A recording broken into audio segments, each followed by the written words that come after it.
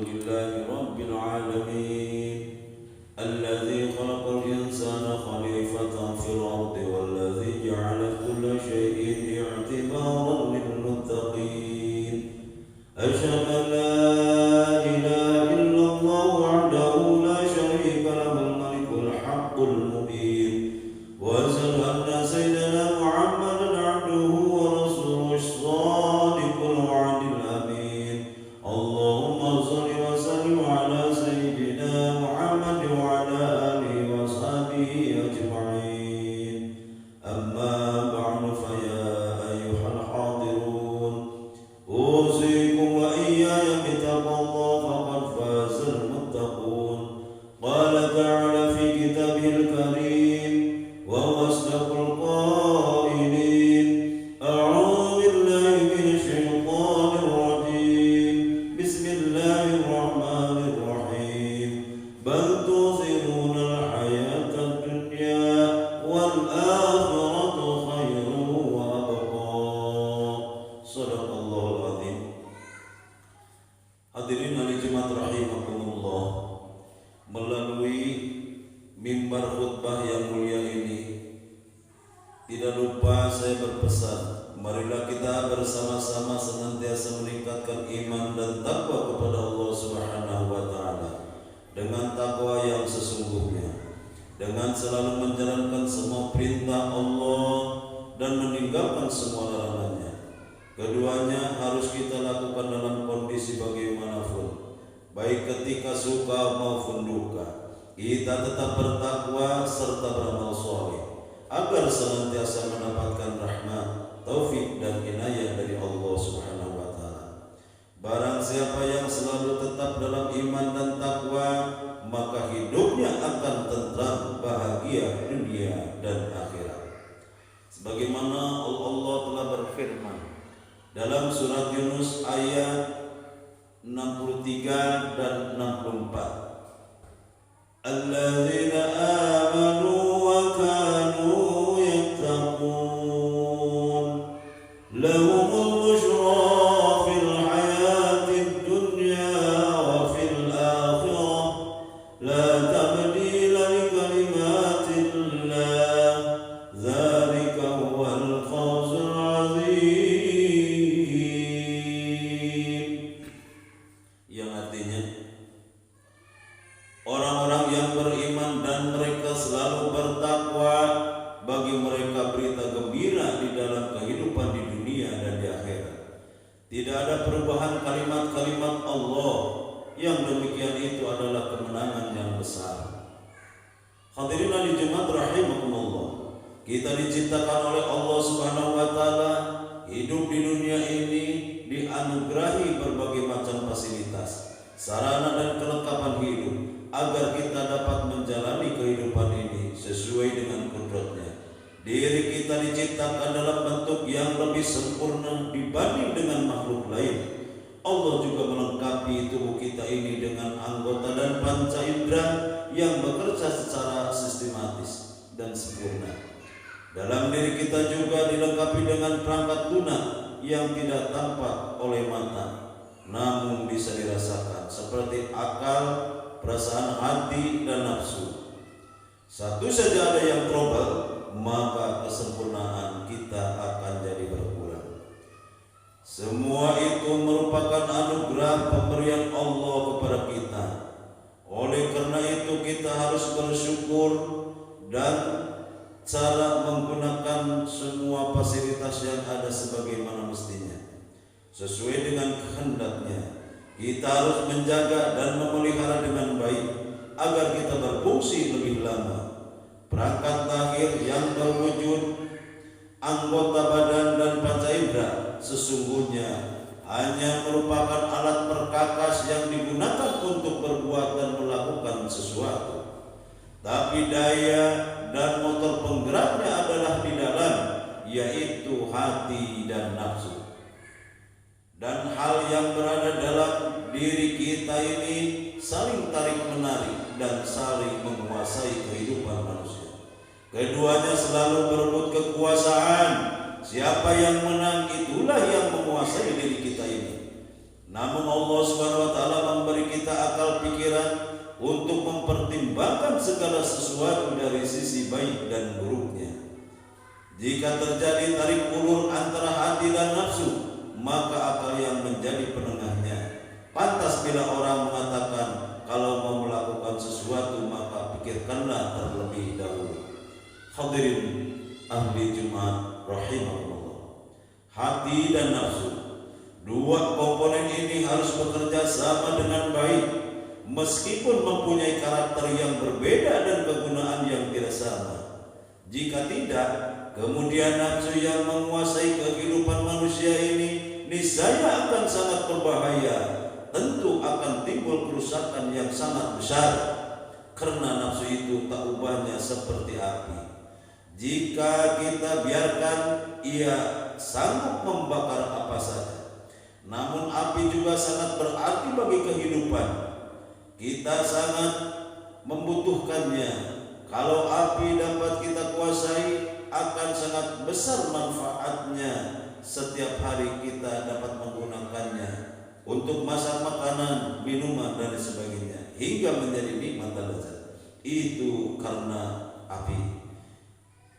Kita bisa bekerja dengan menggunakan mesin, naik kendaraan yang dapat berjalan dengan cepat juga karena api. Di malam hari tiada sinar matahari, kita merasa terang, tidak merasa kegelapan dengan lampu juga karena api. Begitu pula dengan nafsu manusia, jika bisa dikendalikan kemudian diarahkan ke arah yang kebaikan, ke arah yang baik, maka ia akan menjadi penggerak bagi setiap aktivitas manusia di muka bumi ini. Bisa kita bayangkan, seandainya manusia tidak punya nafsu, ia tidak bisa berkembang biak, tidak mampu melakukan apa-apa, karena tidak memiliki semangat dan ambisi. Dan ia tidak bisa menjalankan tugasnya sebagai khalifah di bumi ini. Itulah barangkali yang menjadi alasan Allah ditanya malaikat, wa idh qala rabbuka lil malaikati inni ja'ilun fil ardi khalifah qalu ataj'alu fiha man yufsidu fiha yasfiku dima'a nahnu nusabbihu bihamdika wa nuqaddisu lak qala inni a'lamu ma la ta'lamun. Sadaqallahul azim, yang artinya, ingatlah ketika Tuhan berfirman kepada para malaikat, sesungguhnya aku hendak menjadikan seorang khalifah di muka bumi. Lalu mereka berkata, mengapa engkau hendak menjadikan khalifah di bumi itu orang-orang yang akan membuat kerusakan padanya dan menumpahkan darah, padahal kami senantiasa bertasbih dengan memuji Engkau dan mensucikan Engkau. Tuhan berfirman, sesungguhnya aku mengetahui apa yang tidak kamu ketahui. Hadirin ahli Jumat rahimahullah. Nafsu adalah kecondongan jiwa kepada perkara-perkara yang selaras dengan kehendaknya. Kecondongan ini secara fitrah telah diciptakan dari diri manusia demi kelangsungan hidup mereka.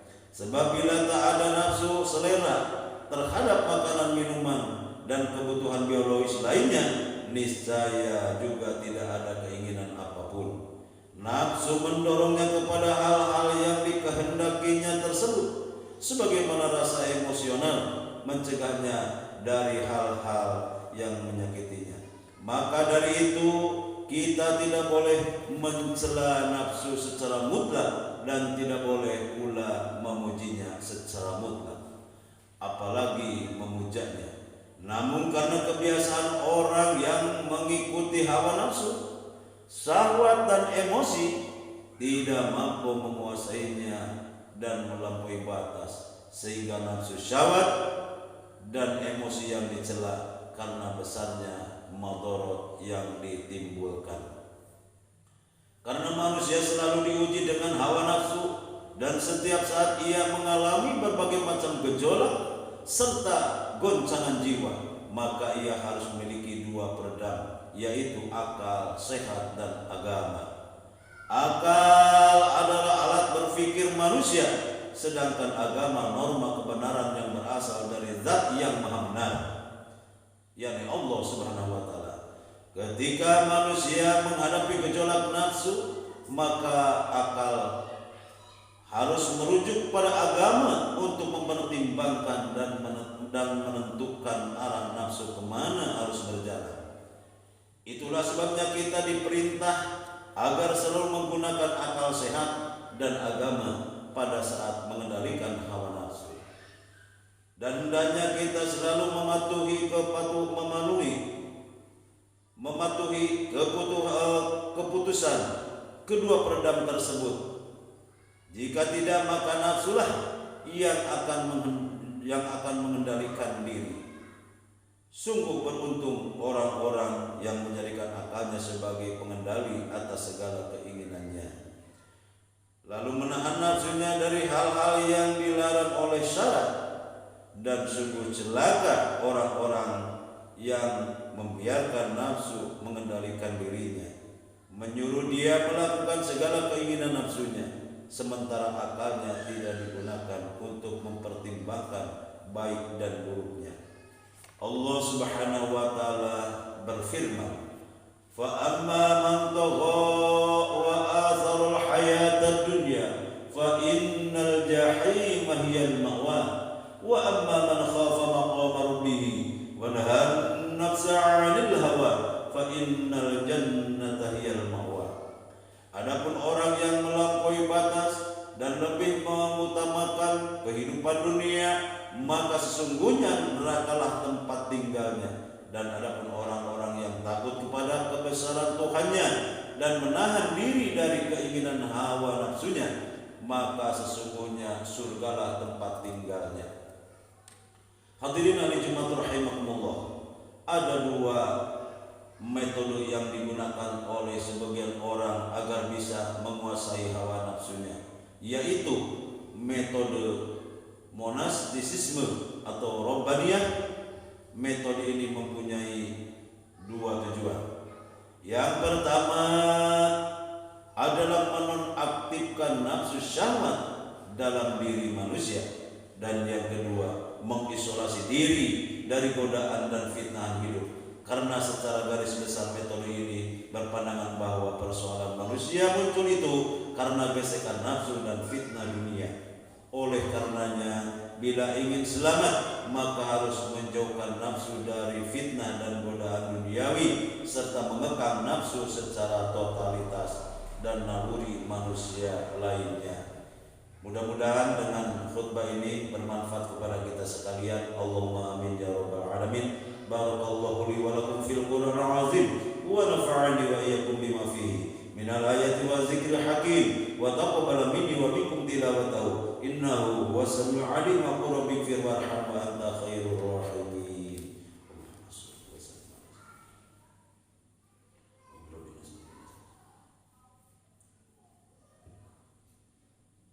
Alhamdulillahillazi khalaqaz zulama wan nur wa ghafara liman tawassal min jami'il ma'siyati wal jur wa ta'ala liman tawassa bin nari wa 'ala liman ata'a bil jannati wal hur. Asyhadu an la ilaha illallah malikul qahharul ghafur wa asyhadu anna sayyidana Muhammadan 'abduhu wa rasuluhul habibul mansur.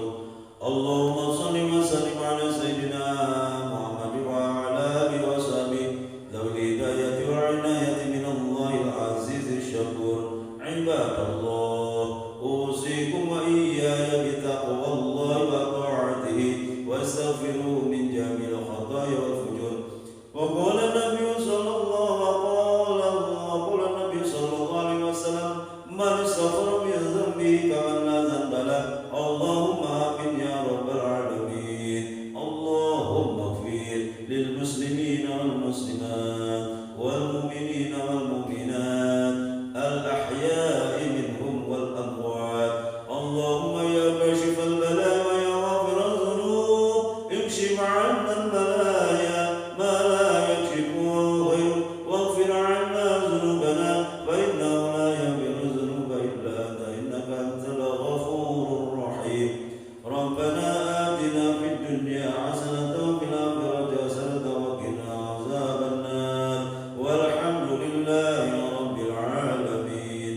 ibadallah, inna Allah ya'muru bil 'adli wal ihsani wa ita'i dzil qurba wa yanha 'anil fahsya'i wal munkari wal baghi ya'izukum la'allakum tadhakkarun wa la dzikrullahi akbar. Astaghfirullahal azim li wa lakum.